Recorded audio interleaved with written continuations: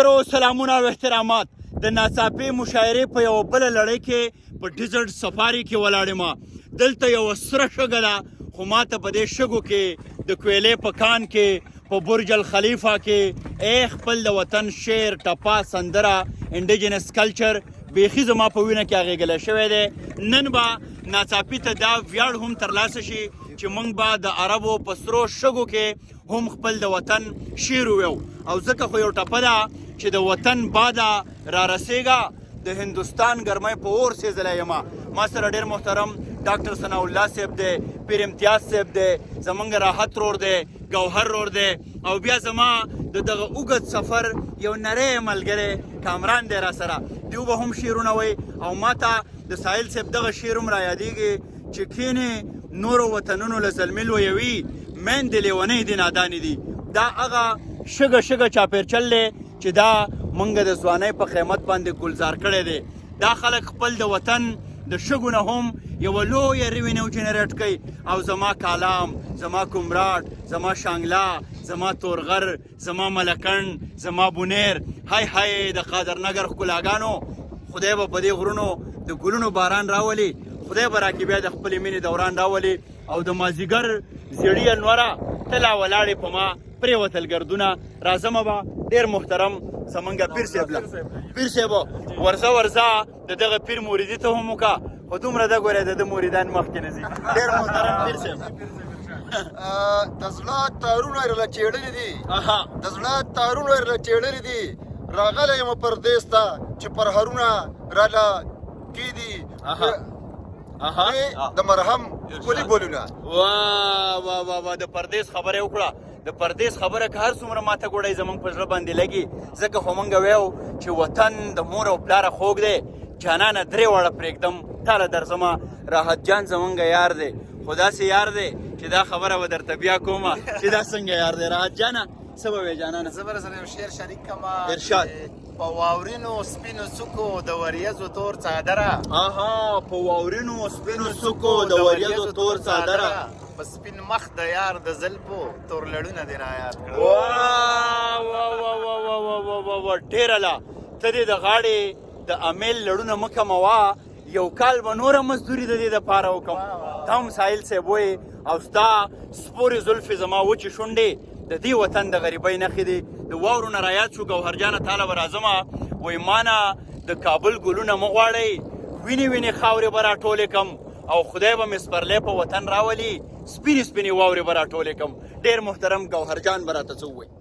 زه به یو شعر تاسو ته ډالۍ کړم چې منم چې سجدې بغیر الله نه چاته نشي، منم چې سجدې بغیر الله نه چاته نشي، محبوب که د تهذیب وي په سجدو کې ګناه نشته. واه واه واه واه، ډېر زړه پورې ډېر ژور شعر ووایې. افسر صاحب تاسو ته یو سپیشل ډیډیکیشن.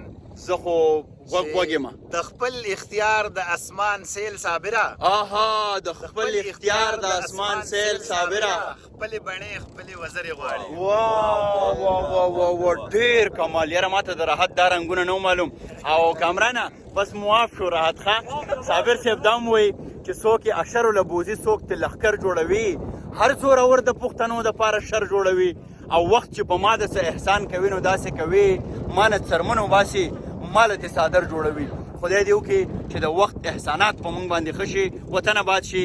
کامران جان دی زما جانان دی، په جهان د ننګیالي وي دا دوه کاره، یا به اخري که کرئ یا به کامران شي. کامران جان ډېره مننه. د نوي کال یو غزل راله مخکې راغلی، واه واه، ارشاد ارشاد. وایي ای نوي کاله ستا ته ځکه هرکلی وایم، ای نوي کاله تا ته ځکه هرکلی وایم، زما په زړه کې یو وړه شان تمنا پرته ده. او ستا نه سپرلی ستا نه ګلان نه غواړم، ستا نه لالې ستا نه جانان نه غواړم، ستا نه منګې ستا نه ګودر نه غواړم، د یار دیدن په مازدیګر نه غواړم، ستا زه اخترونه او میلې نه غواړم، خو یو منت درته کومه کاله چې ته راځې راشه خامخه، خو ځان سره امن خامخه راوله، چې امن وي منګې ګودر به جوړ شي، د یار دیدن په مازدیګر به جوړ شي. واه واه واه، چې امن وي منګې ګودر به جوړ شي، د یار دیدن په مازدیګر به جوړ شي. زما یو یار د لرې نه واہ واہ کوي، نو دله ورځمه. بھائی صاحب کچھ بتائے جی، ہمارے ویورز کو، لوگ آپ کو سن رہے ہیں جی، پاسونوں باندې خلک روان دي.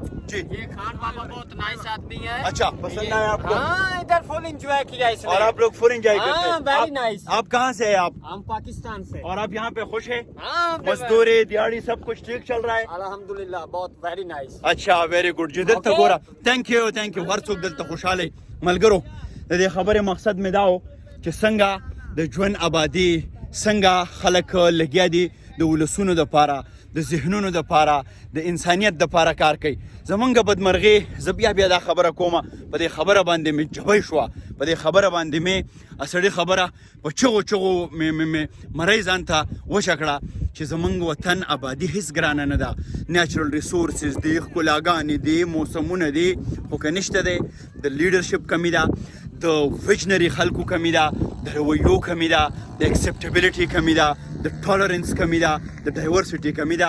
په هر حال ستا د کوڅې خاورې په سر بادوم، په ما څه چل هر مازدیګر کیږي او عشق د سر لوبه ده په سر کیږي. د ډیزرټ سفاري د دغه سرو شګونه دا ناڅاپي پای ته رسي. ښاد، آباد او بریالي اوسئ.